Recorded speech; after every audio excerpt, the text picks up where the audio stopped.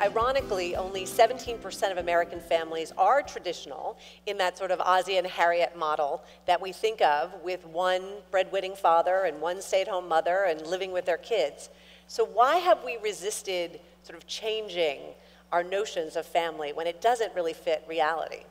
I think it's also exacerbated by this sort of hyper-connected world that we live in, and the different images that our kids are now seeing, and this really deep longing for a nostalgic, more easy time when families were intact and we all lived in houses with white picket fences and 2.5 kids. And the reality is today that that's just not what America's families and modern families really look like anymore. We have legal definitions that vary across the states and at the federal level.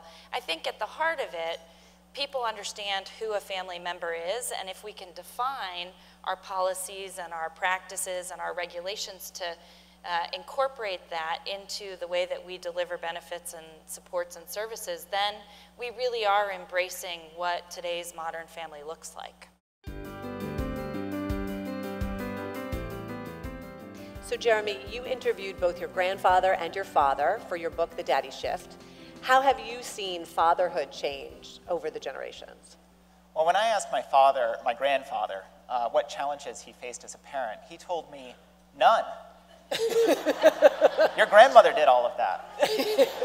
I was supposed to go to work and make enough money to support my wife and my 3 kids. Studies pretty consistently show that about 2/3 of wives still expect their husbands to be the primary breadwinners at the end of the day.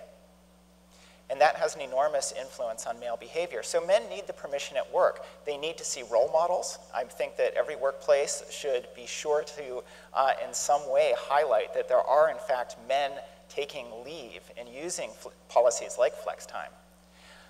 They need to see their bosses doing it. I think it's important to send that signal in a very explicit way. So interestingly, Ellen, though, you have a recent study that was out that shows that men are now reporting more work-life conflict than women. Why is that, given this daddy shift? I think that men are carrying those 2 images of the breadwinner and the involved family member or involved in your personal relationships in their minds, and there are fewer role models. They're working harder because it takes more to support a family in a flat economy.